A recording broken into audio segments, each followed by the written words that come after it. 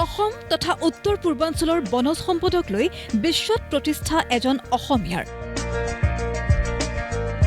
orchid পানী জেতুকা dam দেউকাক লৈ গৱেষণা ডক্টৰ ৰাজীৱ গগৈৰ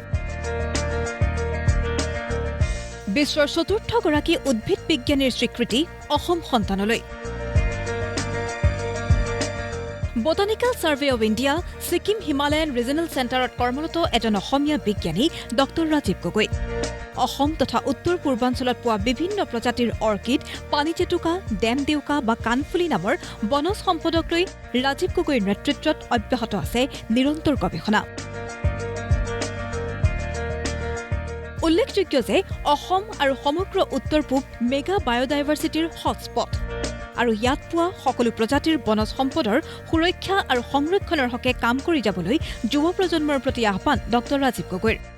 আমাৰ যে বিভিন্ন ধৰণৰ যিবিলাক ঔষধি বা আমাৰ জীৱ-জন্তু যিবিলাক আছে এইবিলাকক আমি সদায়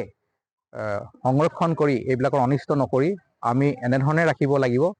যাতে যিবিলাকৰ কাৰণে আমাৰ আহি থকা ভৱিষ্যতত আমি তাৰ পৰা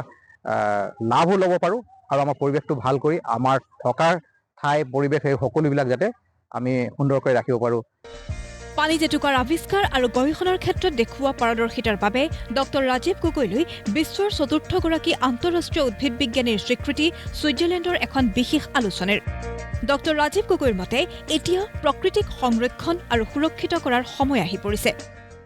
পানী জেতুকা বা যিটো কাণফুলি বা ডেম দেউকা যিটো কয় এইটো ইয়াৰ দুটা মুখ্য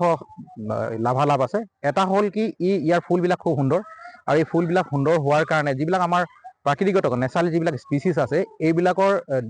দুটা তিনিটা এনেকুৱা ধৰণৰ মাজত যদি হাইব্ৰিডাইজ কৰা হয় তাৰ পৰা কাল্টিভেটেড আমি স্পিচিছ বা যিবিলাক কাল্টিভাৰ বুলি কয় সেইবিলাক সৃষ্টি কৰিব পাৰোঁ আৰু এইবিলাক যদি সৃষ্টি বিভিন্ন ধৰণৰ যদি নতুন নতুন ফুল সৃষ্টি কৰা যায় তেতিয়াহ'লে ইয়াৰ পৰা আমাৰ অৰ্থনৈতিক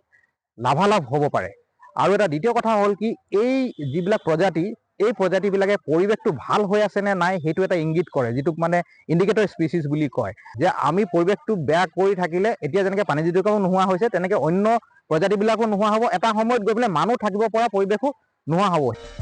ডুমডুমাৰ পৰা অজয় ঠাকুৰৰ সহযোগত তিনিচুকীয়াৰ পৰা জিতুল দত্তৰ ৰিপৰ্ট প্ৰতিদিন টাইম